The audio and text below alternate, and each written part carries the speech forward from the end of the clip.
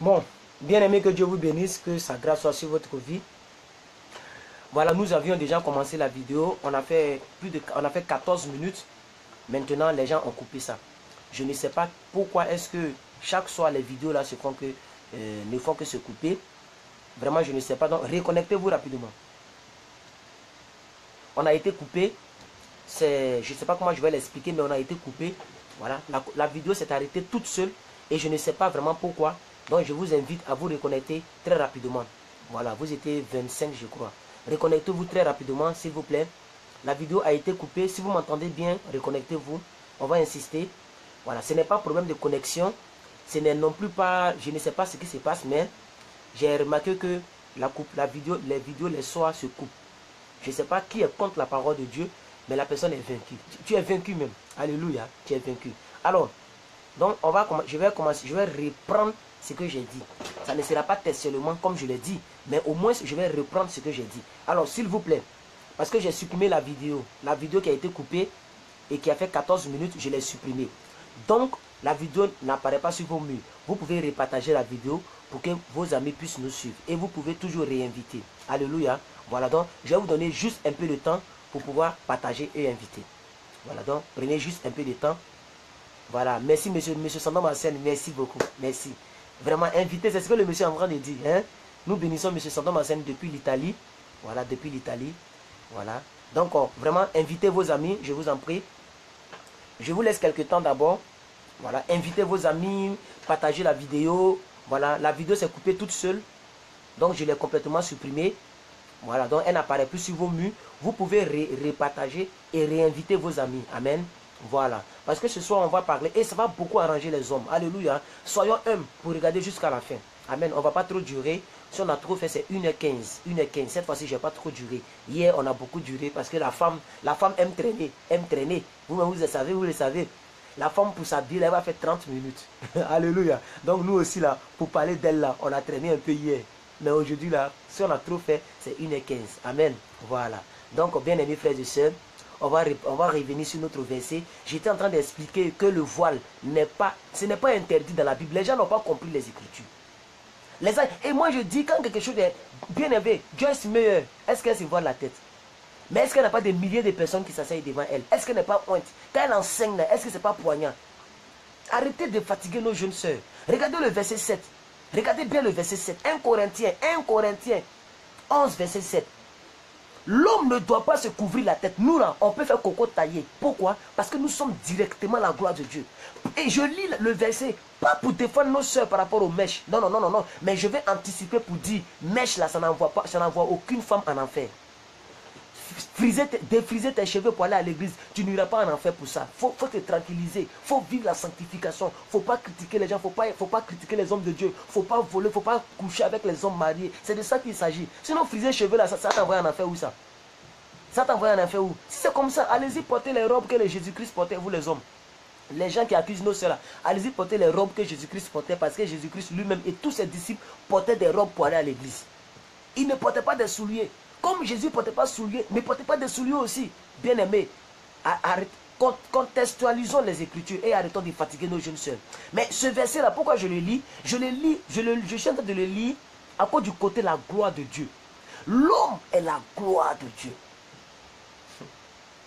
L'homme peut se raser, il peut même faire tout ce qu'il parce qu'il est directement la gloire de Dieu. Maintenant, regardez la suite. La femme est la gloire de l'homme. Hier, je n'ai pas découvert ce verset, c'est pourquoi je n'ai pas dit. Sinon, ce verset est très poignant pour les femmes. Pour vous, les femmes. Merci aux quelques personnes qui ont partagé. Voilà, voilà. Merci vraiment. J'ai vu au moins 4 partages, 5 partages. Voilà, les gens continuent de partager. Partagez, voilà, vous êtes maintenant 20 personnes, s'il vous plaît. Monsieur Philippe Babo, je ne sais pas s'il est toujours là. Je ne sais pas s'il est toujours là. Maman Georgine Bayeto, si vous êtes là, envoyez invitation à mon grand frère. Il faut qu'il écoute ce message. Voilà, c'est un grand frère que je respecte beaucoup. Il faut qu'il écoute ce message. Voilà, donc envoyez-lui invitation. Peut-être que c'est coupé chez lui. Il faut qu'il écoute ce message. Bien aimé. Donc, j'étais en train de dire Shalom, maman Antanalena. Shalom, maman Chris Manim. Shalom, voilà, j'ai oublié de vous saluer. Shalom, ma fille Anine Gouli. Shalom, monsieur Sandon Marcel.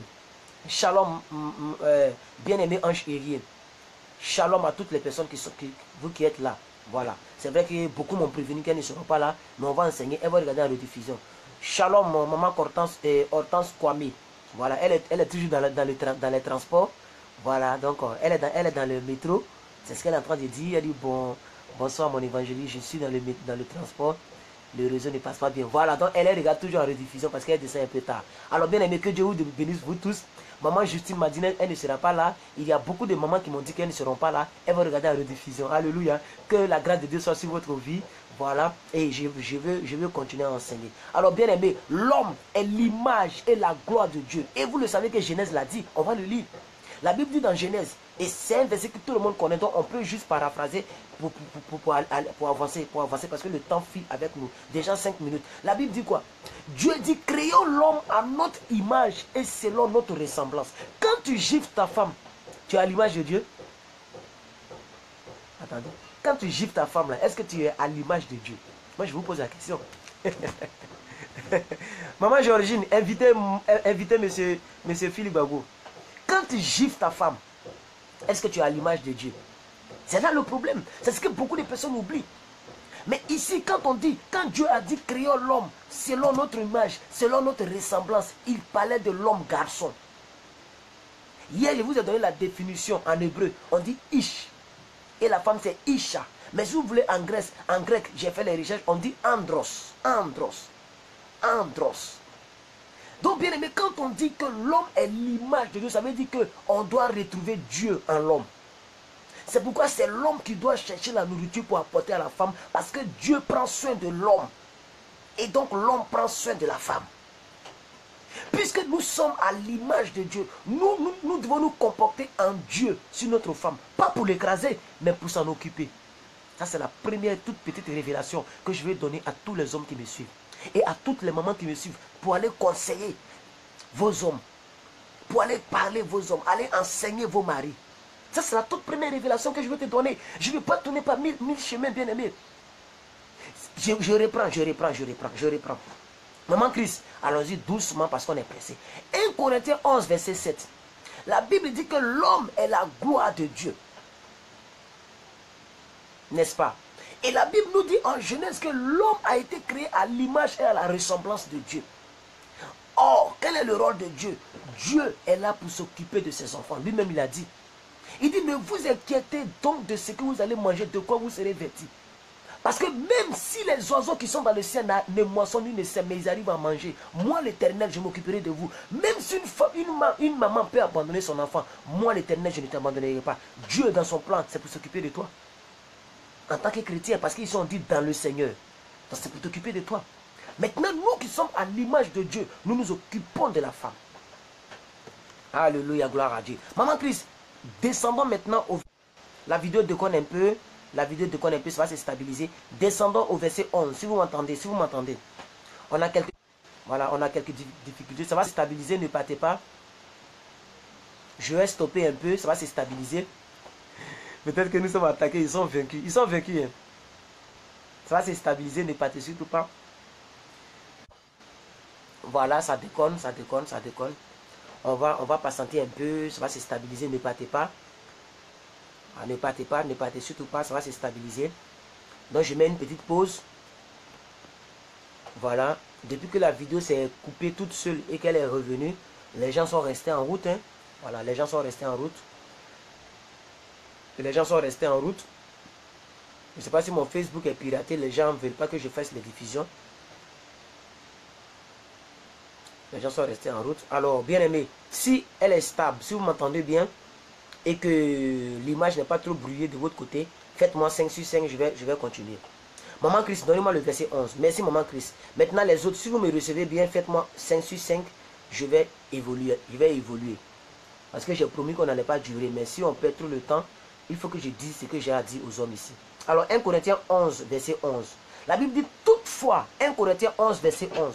Ce verset-là, vous pouvez le retenir, vous les femmes. Ça veut dire 1 Corinthiens 1, 5, 1. Et puis Corinthiens, là, tu mets ça au milieu. 1 Corinthiens 11, verset 11. Alléluia. C'est un verset qui est facile à retenir. Si ton mari là, il fait trop les choses mondaines, païennes là, démoniaques là, il faut lui balancer ce verset. Alors on me dit 2 sur 5. Donc je vais attendre encore un peu. On me dit 2 sur 5. Voilà, donc je vais attendre un peu. Voilà. Donc, invitez vos maris. Voilà, il y a une qui a mis 4 sur 5. Donc, je vais attendre. Tant que ce n'est pas 5 sur 5, il faut que vous soyez à l'aise. Il faut que vous me recevez bien, c'est très important. Alléluia, c'est très important, bien aimé. Voilà, je suis tout seul sur ma live boss. Je ne sais pas pourquoi c'est lent. Attends, c'est haut débit. J'ai augmenté les débits ce mois-ci. Donc, je sais que ça n'a plus trop bougé. Monsieur évangéliste Molière, soyez béni. Juliette Oulaï, soyez béni. Maman Juliette, invitez vos amis. Il y a un bouton, ils ont mis partager. Vous cliquez dessus. Dès que vous cliquez, vous allez voir inviter. Vous cliquez et vous cliquez sur leur nom. Inviter, inviter, inviter. C'est simple que ça. Voilà. Les gens n'aiment pas généralement répondre aux invitations. Mais au moins une personne qui aime ton affaire va répondre. Donc, monsieur Pascal, j'ai dit c'est pas bon chez lui. 565, Jocelyne Molia. 565, maman Evelyne. Bon, il y a beaucoup de 565. Comme c'est la majorité qui l'emporte, on va essayer d'avancer un peu, s'il vous plaît. Amen. On va essayer d'avancer un peu. 565 encore. 565 encore.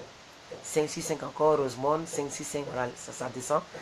Voilà, 565. Donc, maman Rose encore. Rosemont, Amon. Alors, bien aimé, comme c'est ça. Ah, Rosemont a mis 365. 365. Eh mon Dieu. Donc, je vais faire avec la majorité. Au fur et à mesure, ça va se stabiliser. Amen. Voilà, ça va se stabiliser. Maman Christ, rebalancez le verset, s'il vous plaît. Rebalancez le verset. Rebalancez le verset, maman Christ. Rebalancez le verset, s'il vous plaît. Vous voyez donc, rebalancez le verset. 1 Corinthiens 11, 11. 1 Corinthiens 11, 11, s'il vous plaît. Voilà, je lis le verset. 1 Corinthiens 11, 11. La Bible dit, toutefois dans le Seigneur, la femme n'est point sans l'homme. Et l'homme n'est point sans la femme. Donc, bien aimé, que ce soit du côté de la femme ou du côté de l'homme, bien aimé, ce verset-là, ça peut jouer rôle. Il faut que tu le retiennes. Bien aimé, tu n'es rien sans ta femme. L'homme n'est rien sans la femme. Bien aimé, il faut que les gens le comprennent. Maman Christ, donnez le verset suivant. Donnez le verset suivant, s'il vous plaît. Donnez le verset suivant. Le verset 12, s'il vous plaît. Le verset 12. Je suis en train de faire un peu de taxi pour que ça puisse se stabiliser. Donc, dès que c'est bien propre, vous me faites signe, mais on continue quand même. Verset 12, la Bible dit, car, de même que la femme a été tirée de l'homme, de même que l'homme existe par la femme, et tout cela vient de Dieu. Je reprends. Car, de même que la femme a été tirée de l'homme, de même aussi que l'homme a été tiré de Dieu. L'homme existe par la femme, et tout cela vient de Dieu. Bien aimé, si ce n'était pas la femme, nous les hommes, on n'allait pas naître. Aujourd'hui, je vais prêcher de manière très simple. Je vais juste exhorter. Alléluia. Si ce n'était pas la femme, est-ce que tu allais venir au monde? Bien aimé. Et tu maltraites ta femme. Tu la maltraites. Et tu oublies que ta propre mère est une femme. Oh, alléluia. Lorsque tu frappes la femme, tu frappes ta mère. Même si ce n'est pas directement, indirectement, tu es en train de frapper ta maman. Bien aimés frères et sœurs, en tant que chrétiens, nous sommes obligés de prendre soin de nos épouses. Nous sommes obligés. Je ne suis pas marié. Beaucoup de personnes vont peut-être dire, au lieu de suivre ce que Dieu dit au travers de la parole, ils vont se dire, mais où est sa bague? Il n'a pas de bague, c'est lui qui parle de ça. Mais c'est la Bible qui en parle. Et moi, j'utilise ma constitution pour parler. Oh, alléluia. Alléluia, bien-aimés. Nous devons nous occuper de nos femmes. Et aujourd'hui, je vais donner beaucoup de versets, comme par exemple, allons-y dans 1 Corinthiens 16, verset 13. 1 Corinthiens 16, verset 13. Maman Christ, descendez un peu. 16, verset 13. On va lire quelque chose encore. C'est ce qu'on a fait hier. On a donné beaucoup de versets et ensuite, on a essayé de développer par le Saint-Esprit. Aujourd'hui, allons-y. Au verset 16, chapitre 16, verset 13. 1 Corinthiens 16, verset 13. Vous allez lire avec moi. Vous allez lire avec moi. 1 Corinthiens 13, verset 16. Elle va nous donner le verset tout à l'heure.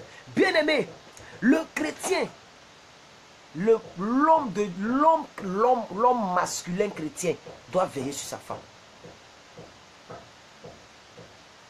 Et la Bible dit, dans ce verset-là, tout à l'heure, elle va donner, la Bible dit quoi? Nous devons demeurer, nous devons veiller, et nous devons toujours être aux aguets. Et j'aime beaucoup ce verset. Beaucoup de personnes ne vont pas comprendre ce verset, hein, mais moi j'aime beaucoup ce verset. Pourquoi? Parce qu'en tant qu'un chrétien, nous devons être des hommes. L'homme, c'est celui qui veille. L'homme, c'est celui qui fortifie. L'homme, c'est celui qui relève.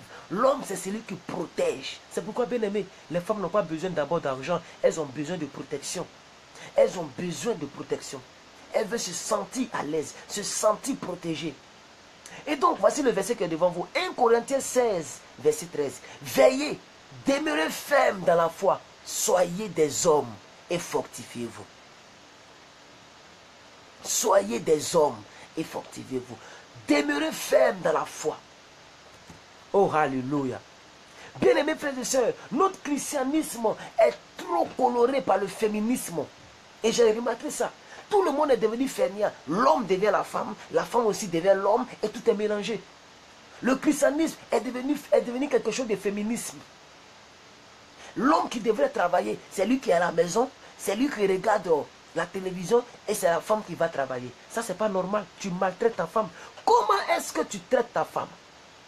Est-ce que tu t'en occupes, bien-aimé? Est-ce que tu t'en occupes?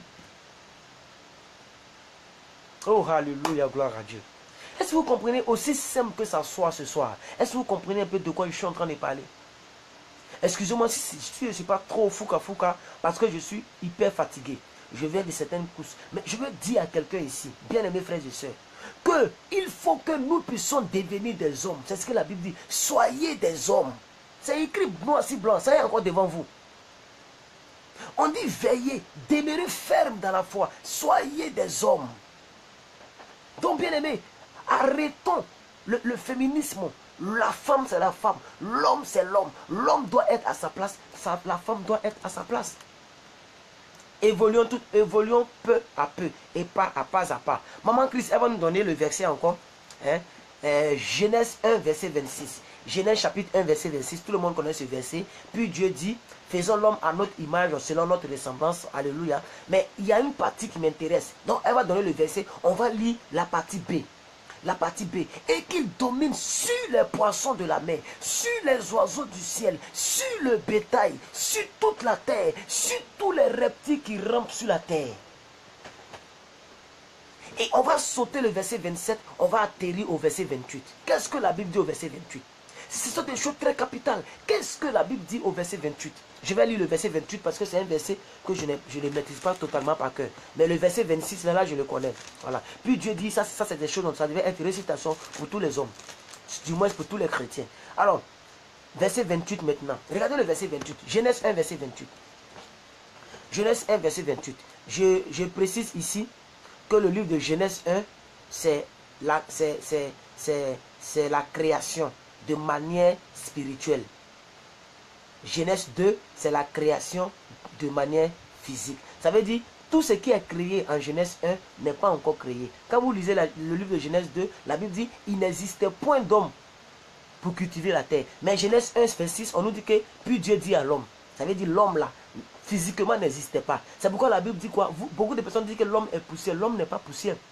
L'homme n'est pas poussière. La Bible dit que Dieu, ici, au verset 26, il dit créons l'homme.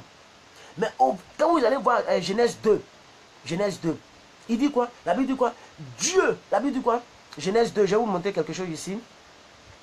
Je ne retrouve plus le verset. Mais la Bible dit que Dieu forma l'homme de la poussière de la terre. Donc créer et former, ça fait deux.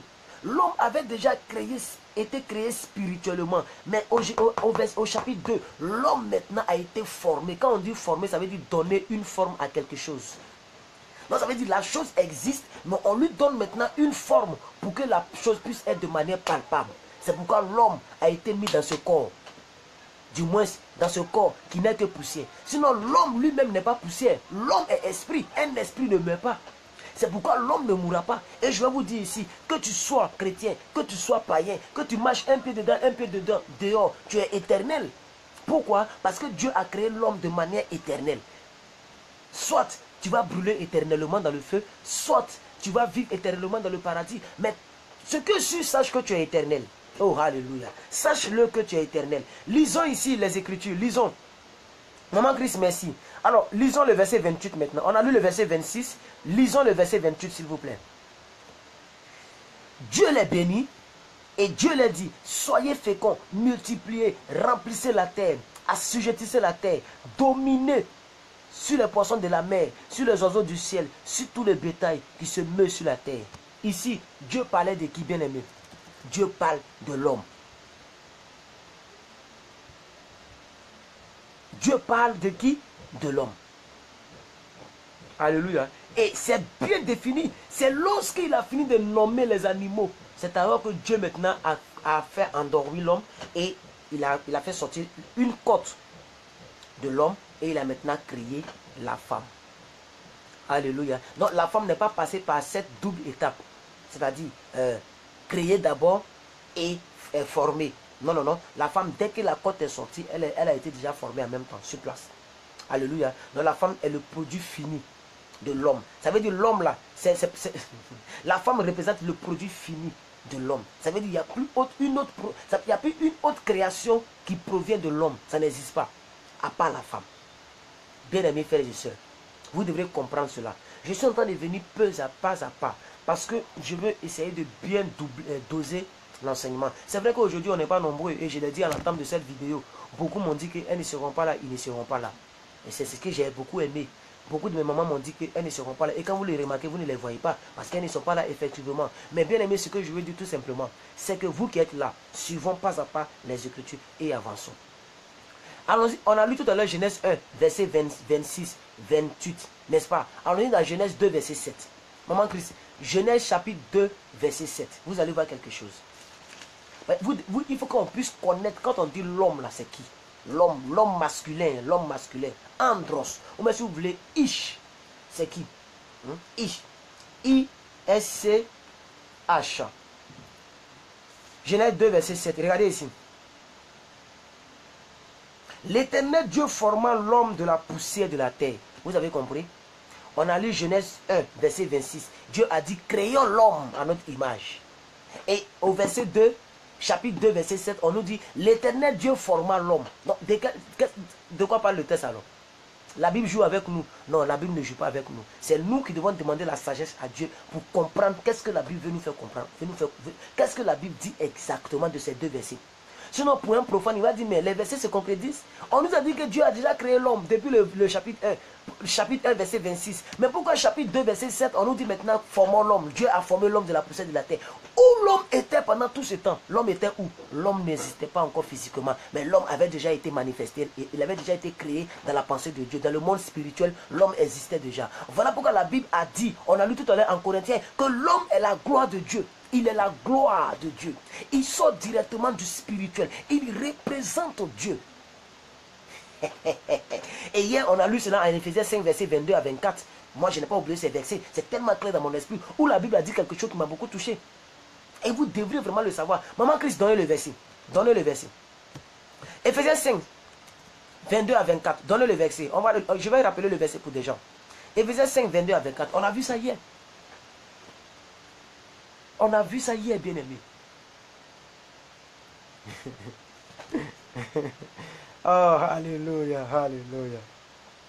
Alléluia. L'homme est le chef de la femme, comme Christ est le chef de l'église. Donc, bien-aimé, quand il s'agit sur la terre, c'est l'homme qui est dans les affaires. Parce que l'homme est le chef de la femme. Et regardez la comparaison. Comme Christ est le chef de l'église. Donc, quand on revient ici, Genèse 2, verset 7. Et la Bible nous dit que Dieu forma l'homme. Et quand on remonte Genèse 1, verset 26. Et la Bible dit que Dieu créa l'homme. Et que l'homme n'existait pas. Quand Dieu a été formé, il est venu représenter Dieu sur la terre. Et c'est cette représentation que Dieu a dit. Lorsqu'il dit à l'homme, voici le jardin, gouverne, travaille, fais tant, nomme les animaux. Dieu maintenant a légué le pouvoir de la domination à l'homme. Pour que lui, il se repose. Donc quand Dieu s'est reposé, c'est l'homme qui a pris le flambeau. Vous devrez le comprendre. C'est pourquoi tu ne dois pas être paresseux. Et tout à l'heure, on va expliquer pourquoi c'est l'homme qui doit travailler. Beaucoup de personnes disent que non, la femme aussi peut. Non, non, non. La femme, c'est une aide. On vient aider quelqu'un qui travaille. Tu n'as aucun projet, aucun travail, tu ne fais rien. Comment ta femme va venir t'aider? Ta femme viendra t'aider pendant que tu travailles. On ne peut pas aider une personne qui ne fait rien. Je suis désolé. Comment on peut aider une personne qui est assise et qui joue aux jeux vidéo? et tu viens m'aider à travailler, on va réussir dans la vie. Est-ce que jeu vidéo, c'est un travail? Ça aussi, il faut que la femme vous pose ça à vos dragueurs, à vos hommes. Donc, bien aimé, on ne peut qu'aider quelqu'un qui travaille. Donc, pourquoi je suis en train de progresser peu à peu avec vous? Pour vous dire, un homme qui ne travaille pas n'a pas besoin de femme. Je reprends. Un homme qui ne travaille pas n'a pas besoin d'une femme. Parce que la femme là, ce n'est pas seulement sur les lits. La femme, ce n'est pas seulement préparée pour toi. Tu peux ne pas te marier et avoir quelqu'un qui prépare pour toi. On en voit partout. Il y a des servantes partout qui cherchent travail. Ça ne veut pas dire que c'est ta femme. Donc, quand une femme ou un homme féminin est dans ta maison, amen, un homme de sexe féminin est dans ta maison, ce n'est pas que tu as une femme. Tu as quelqu'un, tu as un homme féminin dans ta maison, mais ce n'est pas ta femme. Ta femme, elle doit venir t'aider dans un travail. Donc, tu dois faire quelque chose. Ça, c'est quelque chose que je vais vous dire. Pourquoi j'en parle? Ils vont dire, mais est-ce que cette partie de la prédication là, ça va avec le thème? Parce que le monsieur est en train de nous dire, pour thème, il a écrit pour thème, homme, comment traitez-vous vos femmes? Et puis il est en train de parler de travail. Bien sûr, quand tu ne travailles pas, tu maltraites ta femme. Parce qu'elle est obligée d'aller se vendre pour acheter le pain qu'elle veut. Et tu la maltraites. Si aujourd'hui les femmes couchent avec des gens, elles sont obligées de se coucher avec des gens mariés, juste pour avoir ce que tu es incapable de lui donner là. Elle s'en va trouver ailleurs. C'est que tu la maltraites. C'est pourquoi, ne vous dites pas que ce que je dis là, ça ne rentre pas dans le cadre de la vidéo. Ça rentre exactement dans le cadre de la vidéo. Donc, bien aimé, on va partir un peu. L'homme, le premier homme de la terre s'appelle Adam. Adam a été créé à partir du sol. Je vous ai dit hier que le mot hébreu qu'on appelle Adam, ça veut dire Adama. Voilà, non, c'est pas un truc pour dire non, le Djoula, non. C'est un nom biblique. Adama, là, c'est un nom biblique. Adam qui veut dire Adama. Qui veut dire quoi? Ça veut dire que sorti de terre, tiré à partir du sol. La femme n'est pas tirée à partir du sol. C'est pourquoi elle ne doit pas travailler le sol pour manger. La femme, elle est tirée de toi. Donc, elle doit manger à partir de toi. Quelqu'un ne comprend pas ce que je suis en train d'expliquer. Souvent, il y a des compréhensions très fortes que le Saint-Esprit me donne. Moi-même, je regarde et dis, waouh, Seigneur, merci. Bien aimé, l'homme a été tiré du sol. C'est pourquoi le premier homme s'appelle Adam. Adam qui vient dans le mot grec, Adama. Allez-y demander à tous vos pasteurs, ils vont vous le confirmer. Maintenant, Adama, là, qu'est-ce que ça veut signifier en hébreu? Adama veut dire que sorti du sol. Maintenant, Dieu t'a sorti du sol pour faire quoi? Pour que tu travailles le sol pour nourrir celle qui est sortie de toi. Donc tu es sorti du sol pour que toi tu travailles du sol pour manger. La femme est sortie de toi pour que la femme mange à partir de toi.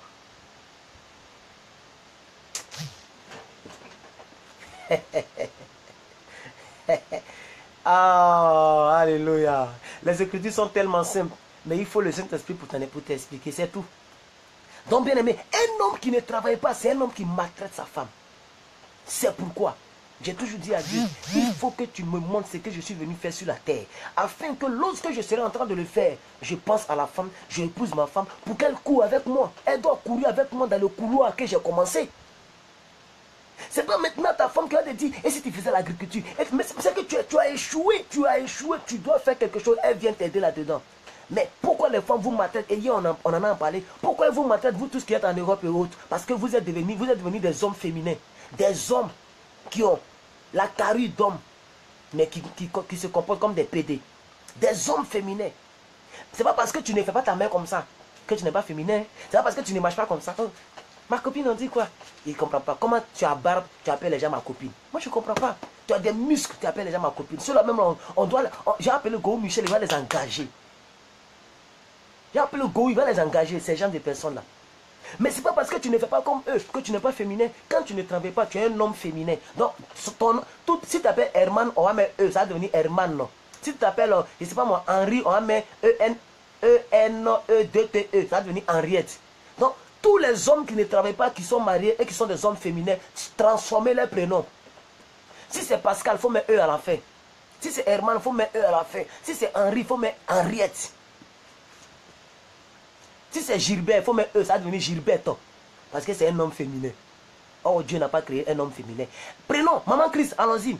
Genèse 2, verset 15. On va commencer à rentrer dans le fond des choses. Même si vous n'êtes pas trop nombreux, ce n'est pas grave. Voilà, on est en 30 et quelques, ce n'est pas grave, on court seulement. Hier, on était vraiment nombreux, j'étais très content, mais beaucoup ne sont pas là. Mais ce n'est pas grave, on travaille. Alléluia. On travaille. Voilà, ça ne va pas peser sur notre enseignement. Allons-y au verset 15. On est toujours dans Genèse 2. On va progresser peu à peu. Pour que tout ce que Dieu a mis dans mon ventre, je vais te le dire. Donc retenez ceci. Dieu a créé l'homme à son image. L'homme est sorti du sol qu'on appelle Adam. Adam qui vient du mot hébreu Adama. Adama même qui signifie en hébreu sorti du sol. L'homme est sorti du sol pour travailler le sol pour manger. La femme est sortie de l'homme pour que la femme mange à partir de l'homme. C'est pourquoi la femme doit rester à la maison. L'homme doit aller chercher pour venir mettre dans sa bouche. Ça, ce n'est pas une malédiction. C'est normal. Parce que c'est toi que Dieu a donné de gouverner, de gérer la terre. Quand dans une famille, il y a une entreprise familiale et qu'on dit, toi, il faut gérer l'entreprise. Tu dois gérer l'entreprise pour ramener l'argent à la famille. Donc Dieu t'a donné l'entreprise pour que tu gères cette entreprise pour venir nourrir la femme. Regardez le verset 15. Merci Maman Chris. Et Maman Chris, préparez 1 Corinthiens 15 verset 45. 1 Corinthiens 15 verset 45. Mais vous allez attendre un peu et puis le balancer. Vous pouvez le balancer à tout moment. 1 Corinthiens 15, 45. Comme ça, on va aller un peu plus vite. Regardez ici. L'Éternel Dieu prit l'homme. Oh, alléluia, c'est montré. Je vais redescendre le verset. Ne faites pas fuir le verset avec vos amens. L'Éternel... L'Éternel Dieu prit l'homme et le plaça dans le jardin d'Éden pour le cultiver et pour le garder. Donc, bien aimé, l'homme est au service de Dieu. Parce que Dieu l'a placé dans le jardin. Mais dès l'instant que Dieu s'est reposé et que l'homme a eu le pouvoir, la domination sur tout ce qui existe sur la terre, et que la femme aussi existe puisqu'elle est sortie de lui, ainsi l'homme est au service de la femme. Ça là aussi, là, vous devez le comprendre. Si tu ne comprends pas ça, bien aimé, mais tu vas faire souffrir ta femme. Tu vas la faire souffrir. Si tu ne comprends pas la parole de Dieu sur cet angle-là, tu vas la faire souffrir. Vous pensez que la parole de Dieu, c'est seulement Dieu a tant aimé le monde qu'il a donné son Fils unique, afin que quiconque croit à lui ne périsse point. Vous pensez que c'est ça seulement la Bible. Voici la Bible que nous lisons. Voici la Bible. C'est pourquoi je suis en train de panacher Ancien Testament, Nouveau Testament, pour ne pas qu'on dise que non, il parle trop d'Ancien Testament, ça c'est déjà passé. Ça c'était au temps de 1900 Abraham. On parle maintenant de l'apôtre Paul. Donc, l'Éternel Dieu prit l'homme et le plaça dans le jardin. Pourquoi? Pour cultiver le jardin, pour le garder. Le mot garder ici, là, j'ai oublié un peu le mot grec, mais ça veut dire quoi? Protéger. Voici ce que ça veut dire en français, mais j'ai oublié un peu en grec. J'ai déjà vu ce mot, mais je l'ai un peu oublié. Mais, non, akarios, Aïkairios, bon, je ne suis pas sûr, donc on laisse tomber. Mais ça veut dire quoi? Ça veut dire protéger. Garder ici, là, c'est pas genre prendre le jardin et puis mettre dans sa poche. Hein. C'est pas quand on dit l'Éternel Dieu prit l'homme et le plaçant dans le jardin pour le cultiver et pour le garder. Garder là, ça ne veut pas dire prendre le jardin et puis mettre dans sa poche. Ou même mettre dans un confort. Non, garder veut dire protéger. Et bien aimé, ton jardin, c'est ta femme. Éden, ce n'est pas un lieu. Ça, c'est ce que beaucoup de personnes ne savent pas. Quand on dit Éden, ce n'est pas un lieu. Tous ceux qui ont cherché Éden n'ont pas trouvé Éden. Allez-y sur Google. Cherchez-moi Éden était placé dans quel pays. Éden était où? Éden, c'est un lieu. Spirituellement parlant. Éden qui signifie présence de Dieu. La présence de Dieu. Donc, bien aimé, dès l'instant que vous êtes chrétien, dans votre maison, c'est déjà Éden. Dès l'instant que tu es dans ta maison en tant qu'homme et tu as épousé une fille chrétienne, toi-même tu es chrétien, tes enfants sont chrétiens, ta maison devient Éden. Parce que la Bible dit là où deux, trois sont assemblés en son nom, il est là, par son esprit. Donc ta maison devient Éden. Donc tu dois garder l'Éden, tu dois protéger Éden, tu dois cultiver Éden. Oh, je ne sais pas si vous comprenez ça. Oh. Si ton niveau de compréhension n'arrive pas là-bas, bien aimé, pardon, la nuit, il faut prier. Parce qu'il faut que tu arrives à comprendre la parole sur cet angle. Ce n'est pas seulement aller taper les mains et dire Alléluia, louez le Seigneur. Les gens ne comprennent aucun mystère, ils ne comprennent aucune révélation, aucun réma. Alléluia, louez le Seigneur, louez le Seigneur. I know who I am, I know who I am, I know who I am, I know who I am. Tu sais qui tu es? Voici qui tu es. Homme, tu veux savoir qui tu es? Voici qui tu es. Voici qui tu es. 1 Corinthiens 15, verset 45. C'est pourquoi il est écrit. On est dans Corinthiens maintenant. Maman Chris, je vous ai demandé de donner 1 Corinthiens 15, verset 45, s'il vous plaît. 1 Corinthiens 15, verset 45. Pour le peuple de Dieu. Voilà, merci Maman Chris pour la définition. Éden veut dire présence de Dieu. Allez-y, faites vos recherches. Demandez à vos pasteurs. Ils vont vous le confirmer. Je ne vais pas venir jouer avec ta destinée ici. Hein. Je ne vais pas venir mentir ici. Amen. Tous les hommes qui sont dans ce direct, si vous pouvez mettre OK, c'est-à-dire écrivez OK. Je vais essayer de compter, ça fait combien d'hommes, s'il vous plaît. Écrivez OK. Je vais voir un peu combien d'hommes. Je sais que vous n'êtes pas beaucoup, mais je vais voir un peu. La Bible dit en 1 Corinthiens 15, verset 45. 1 Corinthiens 15, 45. Je vais vous rechercher ça ici, s'il vous plaît. Je n'aime pas trop paraphraser les Écritures. 1 Corinthiens 15, 45. La Bible dit, c'est pourquoi il est écrit. Le premier homme, Adam, vous voyez, devient une âme vivante. Le dernier Adam est devenu une âme vivifiante. Mais ce qui est esprit n'est pas le premier. Ce qui est animal, c'est ce qui vient ensuite. Le premier homme tiré de la terre est terrestre. Le second homme est céleste. Tel est le terrestre, tel est aussi le terrestre. Tel est le céleste, tels sont aussi les célestes. Et de même que nous avons porté l'image du terrestre, nous porterons aussi l'image des célestes. Oh, alléluia. La Bible dit des choses profondes. C'est trop profond, bien aimé, c'est trop profond. C'est trop profond, mais je veux que vous sachiez, bien aimé, ceci. Retenez cette partie. Alors, ça fait combien de OK? Attendez, je vais voir. 1, 2, 3, 4, 5, 6, 7. Voilà, donc on a 7 hommes. 7 hommes, hein. Voilà, donc ça fait 7 personnes. C'est bien, c'est pas mauvais. Si plus de 32 personnes, ça fait 7 hommes. C'est petit, hein. Amen. Où sont les hommes là? Ah, Seigneur Jésus. Autant de femmes, là, ils étaient là. À l'état, ils ont fui. Ils ont bourri. Alléluia. Alors maintenant, on va aller parce que le temps court avec nous. Voilà. Les autres vont regarder en rediffusion. Dans 4 minutes, on sera à 40 minutes de direct. Donc, je vais donner le rôle de l'homme. Alléluia. Voilà. Éphésiens 5, verset 25. Éphésiens 5, verset 25. Maman Christ, vous pouvez toujours aider le peuple de Dieu. Éphésiens 5, verset 25, s'il vous plaît. Éphésiens 5, verset 25. Oh, ma petite Bible là. Ma petite Bible là me fatigue. Maman Christ, on y va. Éphésiens 5, verset 25, s'il vous plaît. Voilà, donc il y a toujours les OK qui viennent. Hein. Monsieur Eddie Rakotondra. Voilà, il a mis OK. Éphésiens 5, verset 25. Les hommes sont partis. Ils sont partis chercher à manger. Hein? Ils sont partis chercher à manger. Les hommes sont partis chercher à manger. C'est vrai, c'est vrai. Il y a une dame qui me dit, ils sont pas là-haut. Ils sont pas là-haut. Les hommes sont partis chercher à manger. Oh, alléluia. Alléluia. Voilà, Éphésiens 5, je vais vous lire ça ici. Verset 22, 25 plutôt. Lisons ici, bien aimé. Lisons ici, bien aimé. La Bible dit, Marie, que chacun aime sa femme comme Christ a aimé l'Église et s'est livré lui-même pour elle. Amen.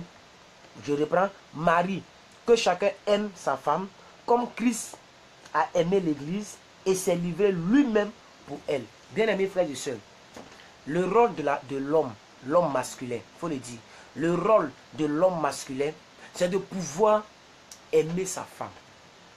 Et quand on aime, on donne. Hier, on a vu, Maman Christ, pendant que vous venez de donner Éphésiens 5, verset 25, vous pouvez en même temps donner Jean, chapitre 5, Jean 3, verset 16. Jean 3, verset 16. C'est un verset que vous connaissez. La Bible dit, Dieu a tant aimé le monde qu'il a donné son Fils unique, afin que quiconque croit en lui ne périsse point, mais qu'il ait la vie éternelle. Dieu a fait quoi? Il a tant aimé. C'est pourquoi il a fait quoi? Il a donné.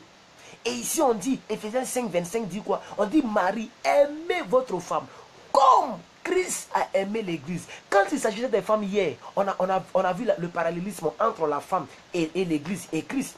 Ils ont dit quoi? Femmes, soyez soumises à vos maris comme l'Église est soumise à Christ. Et je vous ai dit, quand on dit soumise, on a cherché ensemble ici la définition du mot soumission. Soumission veut dire reconnaître l'autorité de quelque chose. Quand on dit soumission, ça veut dire qu'il faut reconnaître l'autorité de quelque chose.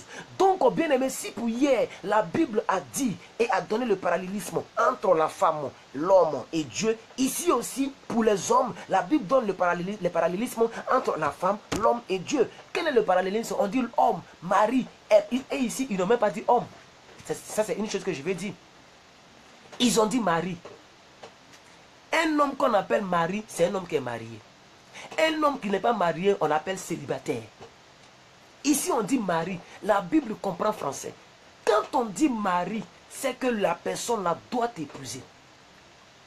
Donc, bien aimé filles, c'est vrai qu'on a parlé de vous hier, mais un homme qui ne t'a pas épousé, mais il ne faut pas lui exiger beaucoup de choses. Il faut qu'il t'épouse d'abord. Maintenant, vous les hommes, dès l'instant que tu as épousé la dame, tu dois t'en occuper. Tu dois l'aimer jusqu'à te donner toi-même. La Bible dit quoi? Comme Christ a aimé l'église et s'est livré lui-même pour elle. Jésus s'est livré pour qui? Mais pour l'église. L'homme doit se sacrifier. Donc si aujourd'hui je vois que les hommes ne sont pas là, ils sont tous partis se faire des grouillements. Bon, c'est normal. Vous devez chercher pour envoyer à vos femmes. Donc il n'y a pas de problème. Mais ils vont regarder en rediffusion. C'est ce que j'estime. Alors, dès que ton mari rentre du boulot, tu lui balances la vidéo pour qu'il l'écoute, pour qu'il les regarde.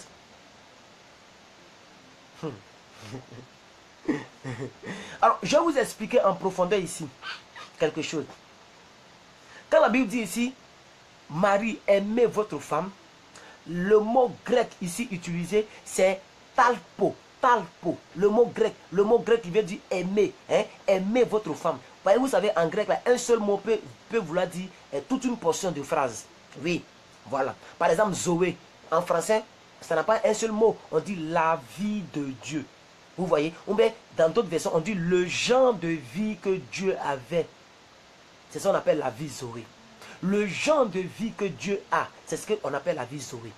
Alléluia. Donc ici, quand on dit mari, aimez votre femme, ce groupuscule-là, ou bien ce groupe nominal-là, alléluia, ou bien on appelle ça groupe sujet, c'est ça non? Ce groupe sujet-là, ça vient du mot grec qu'on appelle talpo. Talpo qui veut dire prenez soin. Maman Christ, notez talpo. T-H-O, non, T-H-A-L-P-O. Talpo. T-H-A-L-P-O. Talpo qui veut dire simplement prendre soin. Il faut prendre soin, il faut chérir à ta femme avec une tendresse respectable, avec une tendresse soignée, tendrement, avec l'affection. C'est ce que ça veut dire talpo. Vous devez le connaître. C'est des choses que vous devez noter dans vos calepins. Et si vous connaissez quelqu'un qui a fait peut-être une école théologique, il va vous le dire. Parce qu'il y a des choses qu'il faut comprendre. Et quand tu comprends les définitions de certaines choses, ça trouve l'esprit.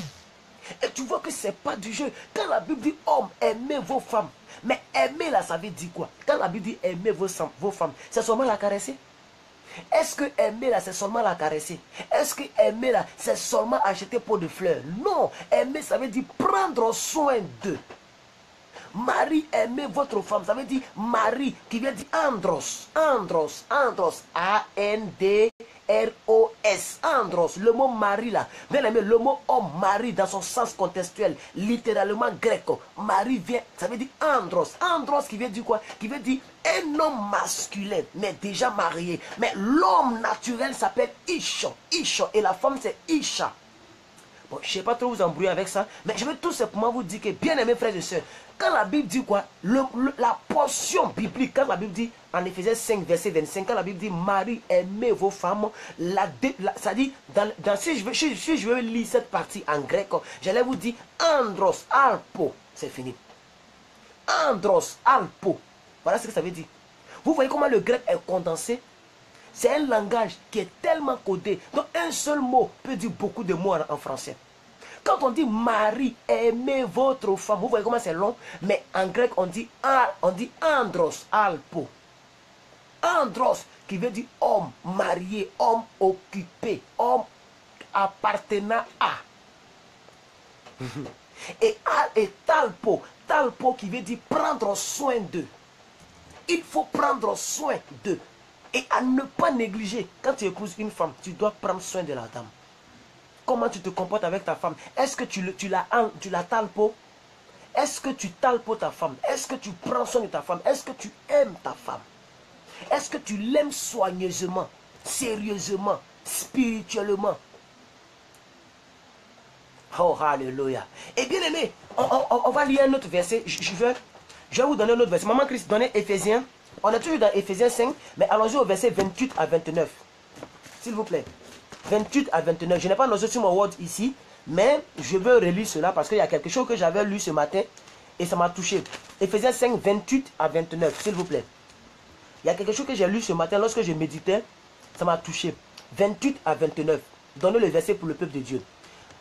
Bonne arrivée à mon bien-aimé frère Richard Giro Armand Boko. Que Dieu te bénisse, mon frère. Ce message-là, c'est pour toi. Écoute-le attentivement. Amen. Je peux faire 1h15 parce que beaucoup de personnes sont venues un peu en retard compte tenu du boulot et de quand c'est fin de week-end, les gens sont fatigués. Donc, mais je vais voir si il peut durer un peu. Si vous me le permettez, on peut même faire 1h20. Pourquoi pas? 1h20, c'est pas mauvais. Alléluia. Demain ça ne travaille pas. Donc, normalement, on peut faire 1h20. Même si vous voulez 1h25 encore, 5 minutes, pour que je puisse dire les choses en profondeur. Il y a des choses que tu n'as jamais entendues que je vais te dire. J'ai trop approfondi l'enseignement là, bien aimé. C'est pourquoi tu dois inviter tous tes amis. Tu dois partager la vidéo pour qu'elle fasse du bien aux gens. Lisons, je vais lire la version de Maman Christ. Je vais aller de mèche avec cette dame parce que c'est une dame qui est très bénie. Et ces versets-là. Et bien aimé, je vais vous dire quelque chose. Je vous en prie. Vous tous qui êtes en ligne, quand Maman Christ donne le verset là, comme c'est la parole de Dieu, mettez j'aime. Tout le monde cliquez sur j'aime. Moi, chez moi ici, je ne peux pas mettre j'aime parce qu'il n'y a pas d'option où je peux aimer les commentaires. Je peux seulement bloquer et supprimer. C'est la seule option que je vois ici. C'est-à-dire que je peux bloquer quelqu'un qui me regarde et la personne ne peut plus me regarder. Ou bien supprimer son commentaire. Mais je ne peux pas faire mettre j'aime. Donc vous, mettez j'aime à chaque commentaire à partir de ce verset-là. Éphésiens 5, 28, mettez vos j'aime vous tous. Éphésiens, voilà, donc à chaque parole de Dieu, mettez j'aime pour dire que vous avez lu la parole. Pour dire à Dieu, Seigneur, donne-moi la force de pratiquer cette parole. Non, je ne parle pas de j'aime, ce que vous faites. Non, je parle du verset là. Le verset là, cliquez sur j'aime. Je ne... Oh, alléluia, les gens n'ont pas compris. Ils sont en train de donner des j'aime qui s'envolent. Les j'aime qui s'envolent là, mon frère, normalement vous deviez donner ça tout le temps. Même bon, maintenant là, je vais plus vous forcer là-dessus. Mais je dis le verset là, c'est le verset lui-même là. Cliquez sur j'aime sur le verset. Que Dieu nous bénisse. Alors, nous allons. Éphésiens 5, 28, la Bible dit quoi? C'est ainsi que les maris doivent aimer leur femme comme leur propre corps. Celui qui aime sa femme s'aime lui-même. Oh oh, Seigneur, pardon Seigneur, donne-moi la grâce d'aimer ma femme. Parce que Dieu te dit, quand tu aimes ta femme, tu t'aimes toi-même. Pourquoi? Parce que vous êtes une seule chair, c'est biblique. Il n'est pas bon que l'homme soit seul, je lui ferai une aide semblable. Et la Bible dit, c'est pourquoi l'homme quittera son père et sa mère, s'attachera à sa femme. Il n'a pas dit à ses femmes. Vous qui sortez beaucoup de femmes à la fois là, on dit à sa femme. Et les deux deviendront une seule chair. Donc la Bible nous dit ici maintenant, Éphésiens 5, 28, que le mari doit aimer sa femme. Parce que lorsqu'il aime sa femme, il s'aime lui-même. Quand tu aimes ta femme, c'est toi-même que tu aimes. Parce que la femme, c'est toi. Et toi, c'est la femme. Oh, alléluia. Alors, au verset 29, mettez vos j'aime sur le verset 29. Encore. Car jamais personne n'a haï sa propre chair, mais il la nourrit, il en prend soin, comme Christ le fait pour l'église. C'est clair. Oh, alléluia. Tous les hommes, mettez j'aime à ce verset. Cliquez sur j'aime, toutes les femmes, vous tous qui êtes là, cliquez sur j'aime à ce verset. Oh, alléluia. Regardez bien ce que la Bible dit. Si tu comprends le mariage comme ça, mais tu vas réussir ton mariage. Si en tant qu'un homme, tu es conscient, tu crains Dieu, tu crains, je ne parle pas des chrétiens un pied dedans, un pied dehors. Un chrétien qui veut vraiment être sauvé. Un chrétien masculin, un chrétien de sexe masculin, un homme masculin qui veut vraiment voir le paradis. Si tu veux obéir à la parole, obéis à cette parole-ci. Obéis à cette parole qui est devant toi. Obéis à ces deux versets. C'est ainsi que les maris doivent aimer leur femme comme leur propre corps. Celui qui aime sa femme s'aime lui-même. Verset 29. Car jamais personne n'a haï son propre corps. Il prend soin de son corps. Il lave son corps. Il pommade son corps. Il y a des garçons qui se pommadent. Moi, je n'ai jamais compris ça. Alléluia. On me dit non, mais pourquoi tes mains sont claires comme ça? C'est mon teint bien aimé. Si mon visage est un peu noir, c'est parce que nous marchons beaucoup sous le soleil. Alléluia. Si je me mets torse nu, tout est clair. Moi, je suis très bronzé, très bronzé. C'est mon teint qui est là. Mais bien aimé, si tu es noir, reste noir. Tu n'es pas une femme pour te pommader. Je ne suis pas d'accord. À la rigueur, il faut mettre belle de carité. Mais des gens qui prennent pommade là, ils ont dessiné femme sur bouteille là. On a dessiné femme. Ils prennent ça pour se pommader. Tu cherches quoi? Aïe. On a commencé la vidéo avec le féminisme. Ne soyez pas des féminins. La Bible dit que soyez des hommes. La Bible a écrit ça clairement. On a lu ça, bien aimé, soyez des hommes. À tous les PD chrétiens, ne soyez plus des PD. 1 Corinthiens 16, verset 13. On a lu ça. Maman Christ, vous pouvez donner ça pour tous ceux qui sont là. Parce que cette vidéo-là appartient aux hommes. Donc pendant qu'on enseigne dans le cadre du mariage, on enseigne aussi sur tous les plans. Un chrétien PD, un chrétien tchatchosseur. Tu tchatchos ta peau pourquoi? Tu veux devenir zèbre. Tu veux avoir un côté noir, un côté rouge, un côté marron. Tu veux faire maintenant comme nos soeurs de maintenant. Tu veux devenir zèbre. Ou bien tu veux devenir tigre. Beaucoup de couleurs. Arrête ça. Arrête ça. À la rigueur, si tu veux que ta peau soit un peu truc, tu peux dire, il y a pas mal de garçons. Mais bouteille là, moi j'ai un grand frère, j'ai un neveu là, un grand oncle là. Bon, un neveu, un grand neveu, un neveu éloigné. Il se pommade à un pommade de femme. Ah, je n'ai jamais compris ça. Bon, on va laisser ça tomber. On va laisser ça tomber. On va avancer dans l'enseignement. Alléluia. Alors, Maman Chris, hein, apprêtez-vous. Vous tous, apprêtez-vous parce que je vais essayer de vous donner une révélation. Je vais relire encore les deux versets qu'on a lus. Amen. Je vais relire encore les deux versets. Je vais abaisser. Je vais relire encore les deux versets. Voilà. Verset 28. Verset 28. Éphésiens 5, verset 28. La Bible dit, c'est ainsi que les maris doivent aimer leur femme comme leur propre corps. Je vais insister. Et celui qui aime sa femme s'aime lui-même. Verset 29. Car personne n'a jamais haï son corps. Est-ce que toi, ton corps là, tu es ton corps? Est-ce que tu prends des excréments de mouton pour te pommader le soir pour dormir? N'est-ce pas que même tu t'es lavé tout à l'heure, quand il fait chaud, tu te vas te rincer? Tu portes tes habits pour protéger ton corps. Tu aimes ton corps. Tu coupes tes ongles. Tu te coiffes. Tu prends soin de toi. Tu brosses tes dents. Et là, regardez ce que le verset 29 dit. Maman Christ, donnez bien. Merci pour le verset 29. Merci Maman Christ pour le verset 29. Merci Maman Christ pour le verset 29. Lisez le verset 29 ici. Car personne n'a jamais haï sa propre chair, mais il la nourrit. Il en prend soin. Comme l'Église. Comme Christ le fait pour l'Église. C'est clair. Maintenant, je vais vous donner ici, quand on dit il la nourrit, il en prend soin. Qu'est-ce que ça veut dire en grec? Apprêtez-vous. Ah oui. Aujourd'hui là. Alléluia. Bon, je n'ai pas trop envie de vous bombarder avec ça. On va laisser les côtés grecs, tout ça, on va laisser. Amen. Voilà. Mais si vous voulez, je peux vous donner ça. J'ai fait des recherches et moi-même j'ai une Bible grecque à la maison ici. Donc il y a des mots, j'ai fait des recherches pour comprendre ce que ça signifie. J'ai une Bible grecque ici. Amen. Donc, le mot, quand on dit il la nourrit, on a vu tout à l'heure, on dit aimer. Comment aimer? On a vu le mot, vous avez vu le mot talpo, T-H-A-L-P-O, qui veut dire il faut prendre soin de la femme, n'est-ce pas? Mais ici, il y a un autre mot qui est sorti qui veut dire nourrir. Donc, dans la Bible grecque, la définition grecque, ça veut dire est très faux. E-K. E-K-E-K, est très faux. E-K-T-R-E-P-H. Vous voyez? Donc, c'est ça. Je ne sais pas si maman Gladys va pouvoir écrire ça. Mais ce soir, on est en même temps dans l'enseignement. Est-ce que je peux y arriver? On va voir ça. Et puis, je vais effacer. Donc, Ek. C'est ça? Est très faux. Je vais effacer tout à l'heure. Bien aimé. Voici ça. Est-ce que vous voyez le verset ici? Est très faux. Qui veut, bien aimé, quand la Bible dit quoi? Quand la Bible dit quelque chose ici. La Bible dit quoi? On a lu tout à l'heure un verset. Alléluia, nous ne perdons pas de vue. On dit quoi? Le verset 29. Car jamais personne n'a haï sa propre chair, mais il la nourrit. C'est ça que je vous ai donné en grec. Est très faux. Merci maman Laetitia d'avoir écrit ça. Mais vous avez oublié le O. C'est pas estref, c'est estrefo. Estrefo, qui veut dire quoi? Bien aimé, ça signifie quelque chose de particulier ce soir. Oh, alléluia. Ça signifie quelque chose de magnifique ce soir. Et je prie que cela soit ton partage. Au nom suprême de Jésus. Bien aimé frères et sœurs, en tant qu'homme, tu dois nourrir ta femme. Et quand on dit nourrir, ce n'est pas donner manger, ce n'est pas donner poulet. Ce n'est pas poulet, ce n'est pas shawarma. Ici, estrefo signifie nourrir jusqu'à la maturité. À la maturité dans tous les domaines. Alors, est-ce qu'on peut supprimer ça? Voilà, on peut supprimer. Merci Seigneur. Voilà, donc on a supprimé. Vous avez vu l'orthographe? Donc j'ai supprimé. Nous sommes dans un cours magistral ici. Donc j'ai supprimé. Vous avez déjà vu l'orthographe. Alléluia. Extrait faux qui veut dire nourrir jusqu'à la maturité spirituelle. Bien aimé, si ta femme ne parle pas la langue, c'est toi qui dois permettre à ce que ta femme parle la langue. Donc on attend de voir le comportement de l'homme. Parce que le thème de la vidéo, c'est comment est-ce que vous traitez votre femme. Si tu ne sais pas traiter ta femme, c'est maintenant qu'il faut la traiter. Il ne faut pas te moquer d'elle lorsqu'elle a des insuffisances. Tu dois la nourrir jusqu'à la maturité.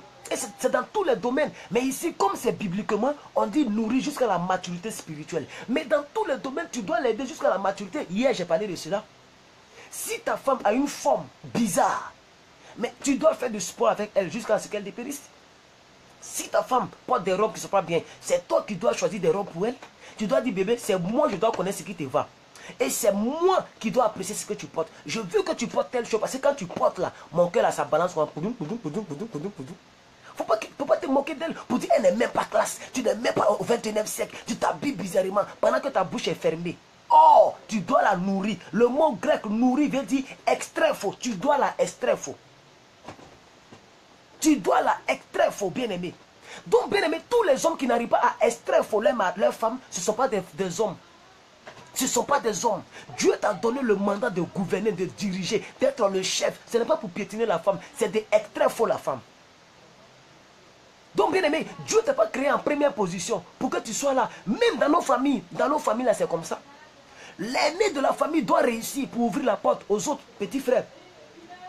Et comme l'a dit le pasteur Marcel, je n'ai jamais oublié ça. Il a dit quoi? Il dit, l'embouteillage ne vient jamais de derrière. L'embouteillage vient du devant. C'est le véhicule qui est devant qui pose problème. Et tous les véhicules sont en retard. Bien aimé, le véhicule qui est devant, tant qu'il a mis un bouchon, les autres véhicules, même si c'est joli, même si c'est plus cher, il n'y a pas de mouvement sur la voie. Ainsi dans ton couple, il n'y a pas de mouvement. Parce que Dieu t'a créé en première position pour que tu puisses extraire faux la femme, mais tu n'arrives pas à la extraire faux.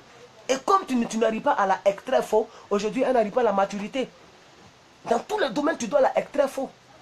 C'est ta mission, bien-aimé. En tant qu'homme, c'est ta mission. Oh, alléluia. Si ton mari rentre du travail, qu'il est tout fort, dit, bébé, il faut me extraire faux. Il va dire, mais c'est quoi ça? C'est ça qu'elle a là-haut. C'est ça le shérif nous a enseigné ce soir-là. On attend de voir les mots grecs. Il faut lui dire, au lieu de crier sur moi, il faut me extraire faux. S'il dit c'est quoi, ça te dit va faire tes recherches. C'est pas moyen chercher, c'est pas moyen prendre ta place. Si je dois t'enseigner, c'est que je prends ta place. Parce que c'est toi qui dois m'enseigner. Il faut dire ça à ton mari. Mais il faut savoir lui dire, il ne faut pas lui dire ça avec impolitesse. Sinon il va te. Voilà, il va te à la Makoso. Rapidement, il va te à la Go Michel. Donc, mais tu peux lui dire ça. Vous savez, utilisez votre douceur. Hier, on a parlé de ça. Utilisez votre douceur. Utilisez votre charme pour dire la vérité à vos maris. Pendant que tu souris, mais tu lui dis la vérité, bébé. Est-ce que tu sais que c'est toi qui dois me extraire faux? Il va dire, aïe, c'est quoi ça là encore? Il faut lui dire, va faire tes recherches. Tu n'as pas dit que tu n'aimes pas faire recherche. Va faire recherche. En tout cas, moi, là, c'est mon mot que j'ai bossé aujourd'hui. Il faut me extraire faux. Si tu me extraire faux pas là, il ne faut pas m'accuser. Parce que c'est toi qui dois me extraire faux. Si c'est un homme qui est sérieux, quand il va chercher, il va voir que ça veut dire nourrir. Et il va voir que ce mot-là vient du passage qu'on a lu. Éphésiens 5, verset 29. Ce mot-là vient de là. Et il va voir que le mot nourrir ici, ce n'est pas donner manger comme seulement. Ce n'est pas donner manger. Extrait faux qui veut dire il faut amener la femme à la maturité. Il faut l'aider. Il faut la relever de son insuffisance. Gloire à Dieu. Gloire à Dieu. Est-ce que ça va, mes chers amis? Est-ce que ça va? Monsieur Kona Valérie Kwasi, soyez béni. Vous êtes en retard, hein? On a dit beaucoup de choses sur les hommes, mais vous n'étiez pas là. Donc, regardez en rediffusion et partagez sur votre mur pour vos amis parce qu'on est presque à la fin. Voilà. Alors, bien aimé, est-ce que ça va de votre côté? J'espère qu'avec les mots grecs, tout ça, ça ne vous gêne pas trop, hein? Parce que je préfère approfondir. Comme je vous l'ai dit, il y a des gens qui prennent mes prédications pour aller prêcher dans leurs églises. Voilà. Ils prennent ça sur YouTube, ils prennent des notes pour aller prêcher à leurs membres. Donc, il faut maintenant que j'arrive à doser cela sérieusement. Amen. C'est pourquoi j'ai commencé à faire intervenir. Parce que pour comprendre bien le sens du mot biblique, il faut aller dans la racine. Et la racine, pour tous ceux qui ne le savent pas, le Nouveau Testament est écrit en grec. L'Ancien Testament est écrit en hébreu. Si tu ne sais pas, je te dis ça à partir d'aujourd'hui. Donc si tu veux connaître la signification d'un mot et que tu te trouves dans l'Ancien Testament, dans le Nouveau Testament, il ne faut pas aller taper définition de temps en hébreu. Ça n'a pas sorti. Il ne faut pas te donner. Le Nouveau Testament est écrit en grec. L'Ancien Testament est écrit en hébreu. Il faut le comprendre. Quand le langage grec dit extrait faux, ça veut dire il faut t'en occuper. Alléluia, gloire à Dieu. Alléluia. Et je voudrais, avant de continuer un peu, vous dire vraiment que Dieu vous bénisse. C'est vrai qu'aujourd'hui, on n'est pas nombreux, 32, 33 personnes, on n'est pas nombreux. Mais je suis content parce que j'enseigne de manière simple, mais de manière un peu beaucoup plus consistante et concise. Voilà. Et si vous partez parler à vos maris, je pense qu'il va vraiment vous aider. Et je vais parler d'un point très capital. Amen. Hier, j'ai parlé de cela. Je vais revenir là-dessus. Maman Christ, donnez Ephésiens chapitre 7, verset 5. Ephésiens chapitre 7, verset 5. Ephésiens chapitre 5, verset 7, s'il vous plaît. Vous voyez, quand tu connais toutes ces choses en tant qu'homme, tu sauras t'en occuper de ta femme. Et la parole de Dieu va t'aider. Amen. Voilà. Donc ces vidéos-ci, ce sont des vidéos qui vont beaucoup durer sur ma page. Je ne vais jamais supprimer. Et je vais mettre ça sur YouTube. Ça ne va jamais disparaître. Donc si dans 2 ans, dans 3 ans, dans 1 an, dans 5 ans, 4 ans, tu es marié, tu peux faire recours à ces vidéos, prendre note et venir appliquer dans ton couple. Ça va te sauver. Pour l'instant, tu ne vois pas l'importance. Mais c'est lorsque tu vis dans le couple que tu vas voir son importance. Si vraiment tu souhaites avoir un couple en paix, un couple béni, où la grâce de Dieu est relâchée, il faut venir regarder ce genre de vidéos. Alléluia. Oui, il faut enregistrer ça. Il faut même télécharger, garder dans ton ordinateur. On ne sait jamais. Parce qu'il faut que tu puisses arriver à extraire faux ta femme ou ton mari. Alléluia. Non, j'ai dit 1 Corinthiens 7, verset 5. Excusez-moi, maman caresse. Je me suis trompé. 1 Corinthiens 7, verset 5. 1 Corinthians 7, verse 5. Yes, I want to speak in English now. It is my best language. Alors, 1 Corinthiens 7, verset 5. On va le lire. Vous allez voir. Hier, j'ai déjà parlé de ça. Donc, je peux, pendant que Maman Christ cherche cela, je peux vous dire, c'est un verset qui nous parle de l'équilibre. Et l'équilibre fondamental d'un couple. Voilà. L'équilibre fondamental d'un couple. Si ton couple n'arrive pas à obéir à cet équilibre, il aura toujours des palabres. Et moi, j'ai connu des femmes qui me l'ont dit que non, moi, je ne suis pas trop sexe. Quand je ne suis pas d'humeur, je ne fais pas. J'aime pas trop faire. Je peux faire 1 fois par semaine. Maintenant, si le gars, il n'a jamais fait l'amour durant toute sa vie, tu vas lui faire l'amour 1 fois par semaine. Oh, il t'a épousé légalement. Alléluia. Maintenant, quand il va te tromper, tu vas dire qu'il est mauvais. Vous comprenez? Est-ce que vous comprenez? Toi, l'homme, tu as tellement connu de femmes. La jeune fille, elle s'est gardée, excusez-moi pour le thème, elle s'est gardée vierge, intacte. Maintenant qu'elle veut jouir maintenant de ce côté-là, tu la prives de ça. C'est un péché. Lisons les Écritures, vous allez voir. Lisons les Écritures, vous allez voir, bien aimés frères et sœurs. Lisons les Écritures, vous allez voir. Ne vous privez point les uns les autres, si ce n'est d'un commun accord pour un temps, afin de vaquer à la prière, puis retourner ensemble, de peur que Satan ne vienne tenter par votre incontinence. C'est clair.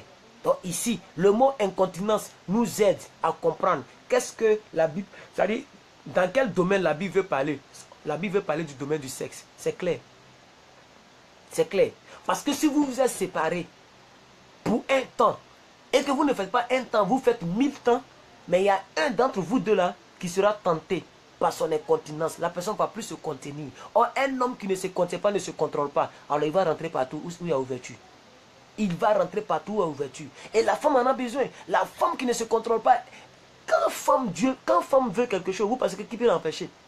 Vous qui surveillez vos femmes, vous la surveillez, vous mettez des détectives privés derrière elle. Quand la femme veut faire quelque chose, tu peux l'empêcher? Tu es sûr que tu peux empêcher? Vous-même, vous qui regardez les films hollywoodiens et autres là, vous ne voyez pas comment la femme est forte? Ça c'est mise en scène, est vrai. Quand la femme veut faire quelque chose, on ne peut pas l'empêcher. Ainsi, il faut anticiper pour ne pas qu'elle te quitte pour aller ailleurs. Et ça là, il n'y a pas fait de ribaba dedans. Où on est arrivé là, il n'y a pas fait de parler à langue dedans. La seule chose qui peut aider la fille d'être fidèle malgré tout ce que son homme peut faire, c'est la crainte de Dieu. Si elle n'a pas crainte de Dieu, si elle n'a pas peur de Dieu, elle va te tromper à l'aise. Si tu te joues les méchants, elle va te tromper. Donc ce verset-là nous concerne tous les deux, femmes comme garçons. Ça nous concerne, bien aimés. Et c'est le fondement, c'est le fondamental d'un couple. Yes, c'est vrai que je vous ai toujours dit que le mariage n'est pas créé dans le premier but de faire, de faire ce que vous savez. Non, c'est pour atteindre un but ensemble.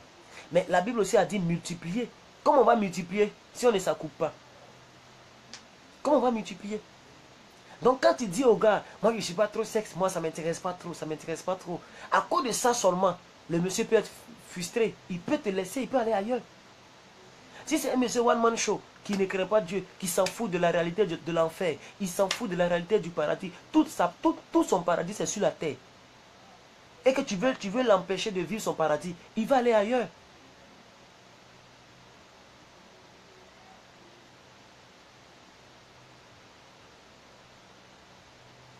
Alléluia.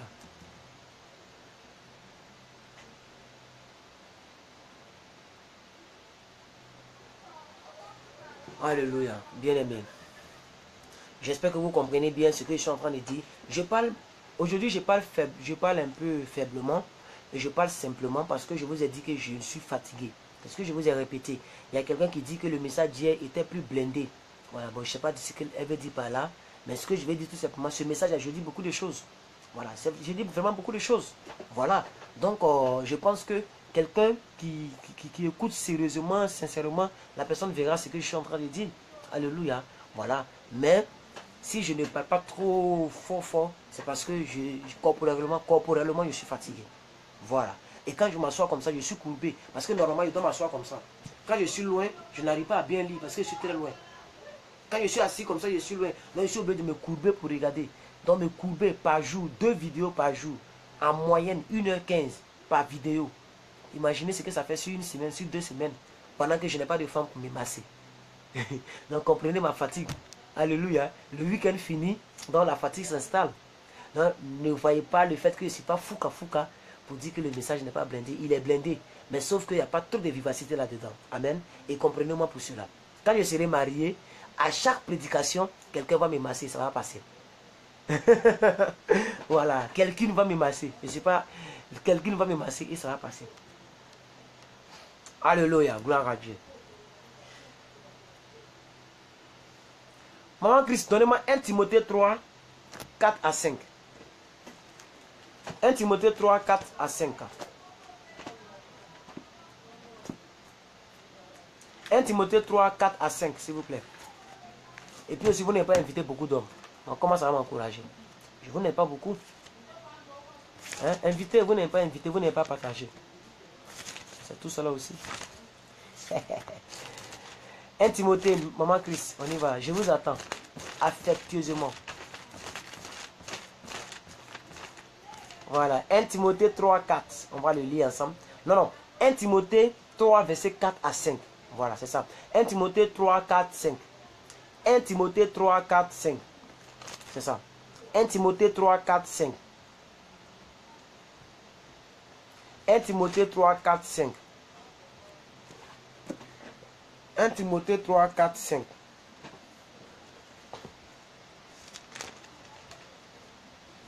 Timothée 3, 4, 5. La Bible dit quelque chose ici. Merci à maman Christ Sauveur qui vient de partager la vidéo. C'est bien, merci. God bless you. Il faut qu'il... La Bible dit quelque chose ici. Il faut qu'il ne soit ni abandonné au vin. On parle de l'homme, hein. Ni violent, mais indulgent, pacifique, désintéressé. Ça, c'est le verset. Continuons. Il faut qu'il dirige bien sa propre maison.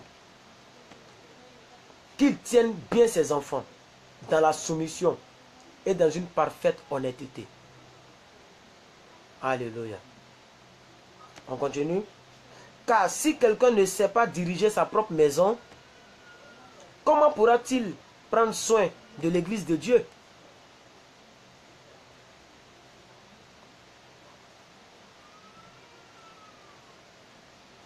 Il ne faut pas qu'il soit un nouveau converti, de peur qu'enflé d'orgueil, il ne tombe sous le joug du diable.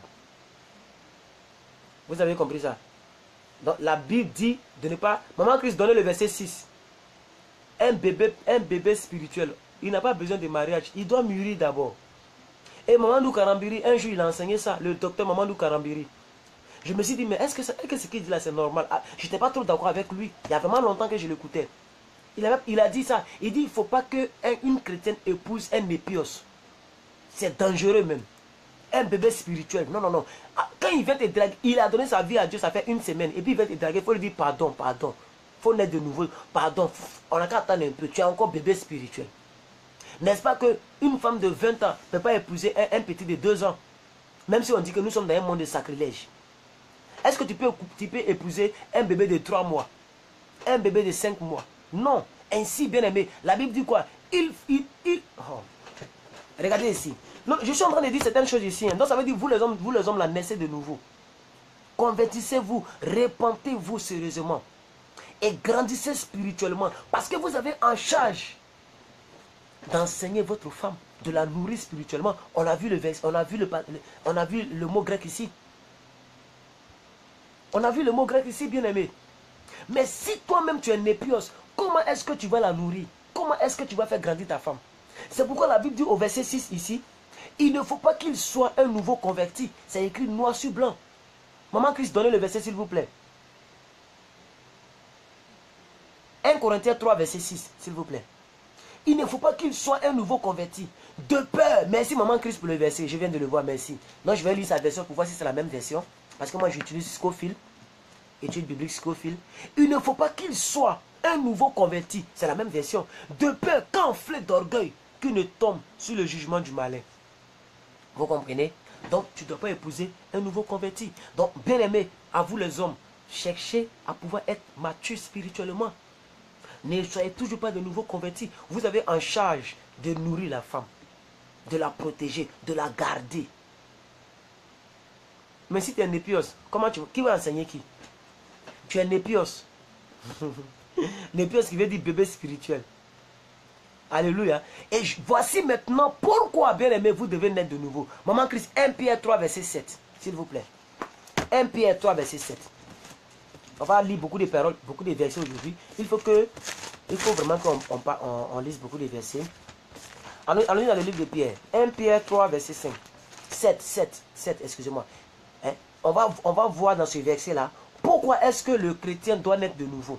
C'est que l'apôtre Paul a dit ici, là. L'apôtre Pierre va renforcer cela. Allons-y seulement. Hein? Quelqu'un a dit à Côte d'Ivoire, allons seulement. Allons seulement. Vous allez voir. Allons-y seulement.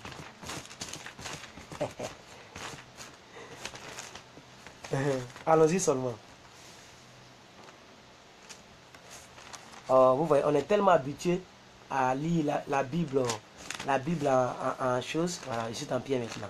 1 Pierre, merci Seigneur. 1 Pierre 3, verset 7. Voici la preuve. Maman Christ, c'est vous que j'entends. Elle va donner cela tout à l'heure. Mais je vais anticiper parce qu'on n'a pas vraiment le temps. On est déjà dans 1h13, vous voyez, on n'a pas vraiment le temps. Mais je veux qu'on dure un peu parce que je veux finir ma vidéo propre. Voilà, je finis l'enseignement propre. 1 Pierre 3, 7. Lisez ici, vous allez voir. La Bible dit, Marie. On parle toujours de Marie. Hein. On ne dit pas homme, on dit Marie. Je vous ai dit, quand on dit Marie, c'est un homme qui est marié qu'on appelle Marie. Un homme qui est marié, le mari, il n'y a pas E. Différemment de Marie, la mère de Jésus. Marie a S. Ça veut dire Marie, homme marié. Ça, c'est déjà la première chose que je vais signifier. Donc, Marie, virgule, montrez à votre tour de la sagesse dans vos rapports avec votre, est-ce qu'ils ont dit avec votre fiancé, avec votre copine, avec votre femme de bureau, avec votre femme. Marie, montrez à votre tour de la sagesse dans vos rapports avec votre femme. Si tu es bébé spirituel, tu es népios, comment tu peux montrer de la sagesse à ta femme? Si tu es népios. Continuons les versets. Comme avec un sexe plus faible, honorez-la, comme devant aussi hériter avec vous de la grâce de la vie. Qu'il en soit ainsi afin que rien ne vienne faire obstacle à vos prières. Bien-aimé, si dans ton couple, ta prière n'est pas exaucée, la chose qui vient faire obstacle à ta prière, c'est qu'il n'y a pas d'accord entre la femme et l'homme. Donc pour que rien ne vienne faire obstacle à vos prières, le mari doit jouer son rôle d'homme. Le mari doit conseiller. Le mari doit aider. C'est écrit noir sur blanc. Regardez la fin du verset. Afin que rien ne vienne faire obstacle à vos prières. Il ne pas dit à ta prière, à vos prières. Pourquoi? Parce que tu dois donner la sagesse à ta femme pour que vous deux vous ayez le même niveau afin de parler le même langage. Mais tu es bébé spirituel. Madame est bébé spirituel. C'est une famille de bébés spirituels. Or, depuis autant de Jean-Baptiste, le royaume de Dieu est forcé, hein? Ne l'oubliez jamais. Depuis autant de Jean-Baptiste, jusqu'au 21e siècle, le royaume de Dieu là, c'est pour les doyens. Nous sommes dans un monde où c'est ceux qui sont puissants dans l'esprit qui prennent les élections. Regardez les politiciens, ils sont tous dans la franc-maçonnerie. Et c'est eux qui sont devant les banques, parce qu'ils sont puissants dans l'esprit. Ce n'est pas faire des intellectuels, il y a des gens qui ne sont pas arrivés loin dans les études, mais qui dirigent des pays, des États. Pourquoi? Parce qu'ils sont spirituellement forts. Démoniaquement fort, si je peux le dire ainsi. Donc vous avez lu le verset avec moi. Donc bien aimé, vous les hommes, s'il n'y a pas d'exaucement et que votre femme ne fait que se promener d'église en église, c'est parce que beaucoup de choses ne sont pas bien rangées. Le verset, je l'ai lu tout à l'heure devant vous. Donc c'est pourquoi l'apôtre Jean et l'apôtre Paul a dit clairement, en 1 Timothée 3, 4, 5, il a dit, il ne faut pas épouser un homme païen. Il ne faut pas épouser un nouveau converti. Parce qu'un nouveau converti ne peut pas user de la sagesse. Il faut le Saint-Esprit pour venir te donner la sagesse. On n'acquiert pas le Saint-Esprit sur le champ. C'est un processus. C'est pourquoi on dit l'intimité du Saint-Esprit.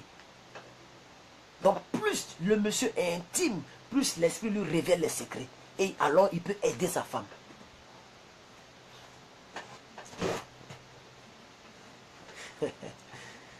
Ah, Seigneur Jésus.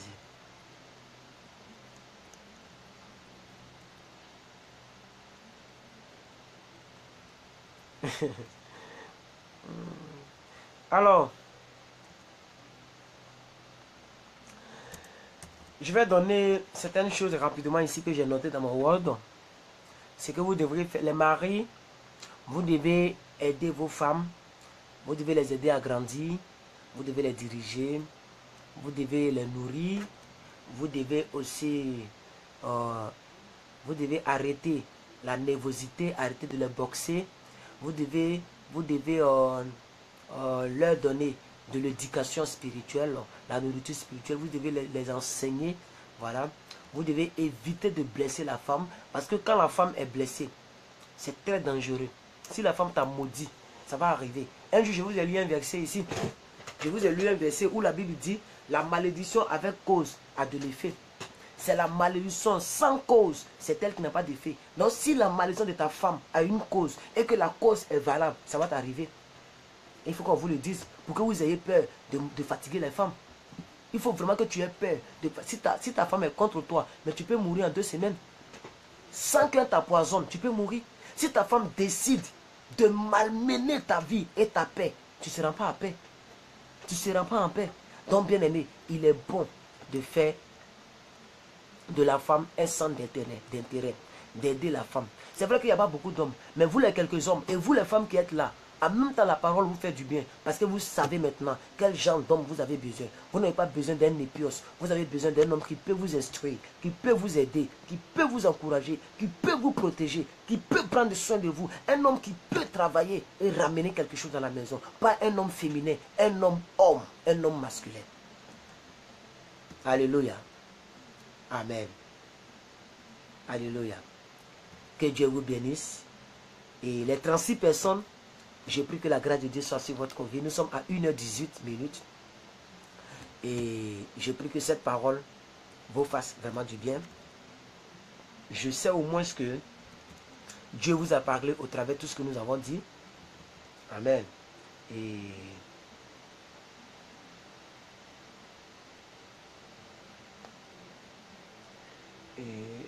je vais lire un seul verset pour clore. 1 Timothée 5, verset 8. Maman Chris, 1 Timothée 5, verset 8. 1 Timothée 5, verset 8.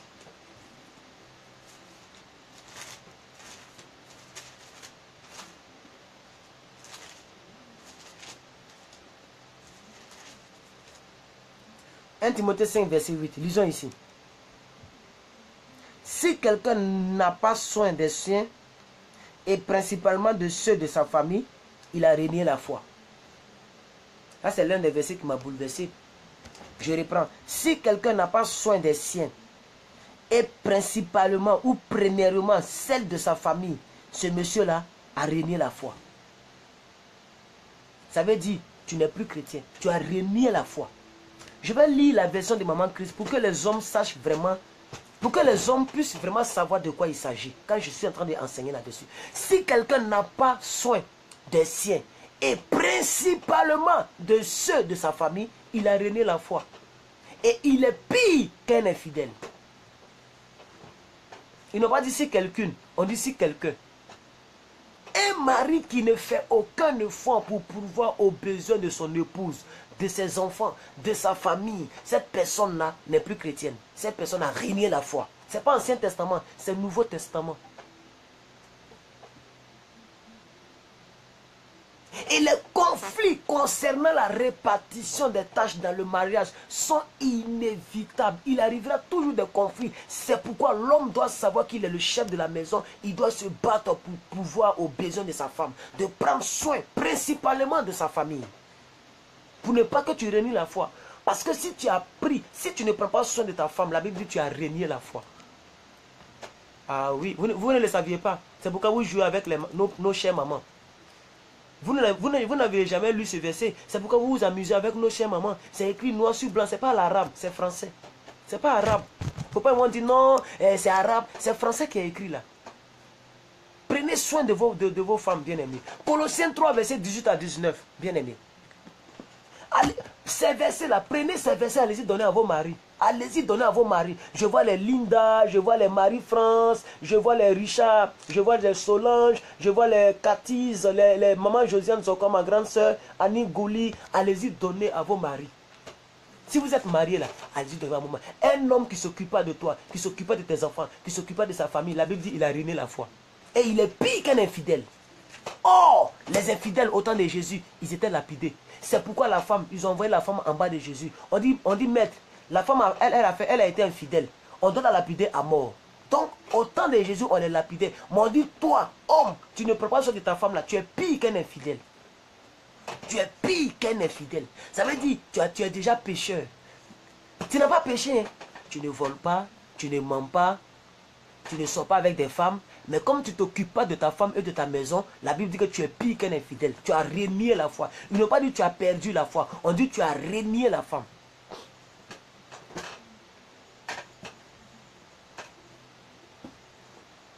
Regardez ici, regardez les deux versets que j'ai donnés.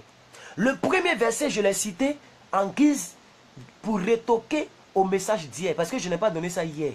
La Bible dit, femmes, soyez soumises à vos maris comme il convient dans le Seigneur. On a lu un verset parallèle à ce verset-là dans Éphésiens 5, verset 22. Où la Bible dit, femmes, soyez soumises à vos maris comme Christ, comme l'Église est soumise à Christ. Comme c'est le même verset dans le même ordre d'idée. C'est pourquoi je n'ai pas cité ça hier. Regardez le verset 19 en bas. Marie, aimez vos femmes et ne vous aigrissez pas contre elles. Beaucoup de personnes sont aigries envers les femmes. Aigries. Parce que ce que tu n'arrives pas à faire, elle le fait. Quand on dit aimer quelqu'un, c'est donner ta vie pour la personne. On a lu ça tout à l'heure. Et Jean 3,16 le dit. Dieu a tant aimé qu'il a donné. Toi, tu aimes ta femme, tu as donné quoi? Tu donnes quoi à ta femme qui prouve que tu aimes ta femme? 1 Pierre 3, verset 7. Maman Christ, on y va. 1 Pierre 3, verset 5, s'il vous plaît. Verset 7. 1 Pierre 3, verset 7. 1 Pierre 3, verset 7. On va terminer avec ça. Le temps est parti. Hein. Le temps est parti. Je suis désolé. On va terminer ça rapidement. On va terminer ça rapidement. Ce n'est pas de ma faute. Voilà. 1 Pierre 3, verset 7. Regardez ce que la Bible dit. Marie. C'est ça, non? Ah non, j'ai déjà lu ça. C'est bon. J'ai déjà lu ça. On a déjà lu ça. Excusez-moi. Donc j'ai remis le verset 2 fois sur mon Word. Non, c'est bon. C'est bon. On a déjà lu ça. Alléluia. Voilà. Donc, bon, je vais m'arrêter là, au risque de me répéter. Vraiment que Dieu vous bénisse. Que sa grâce soit sur votre vie. Voilà. On a fini aujourd'hui. Aujourd'hui, les gens ont été moins nombreux par rapport à hier. Mais c'est pas grave, c'est pas grave. On a atteint au moins 40 et quelques personnes. Par rapport à hier où on était vraiment beaucoup. On était nombreux. Mais bon, beaucoup de mes mamans ne sont pas là. Alors, bien aimé, que Dieu vous bénisse. Que la grâce du Seigneur soit sur votre vie. Je vous dirais vous souhaiter bon début de week-end. Voilà, bon début de week-end. Merci aux gens qui ont partagé la vidéo.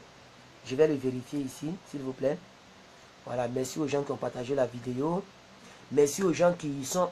Vous tous qui êtes des nouvelles personnes, likez la page. Comme ça, désormais, lorsque nous serons connectés, vous serez avertis.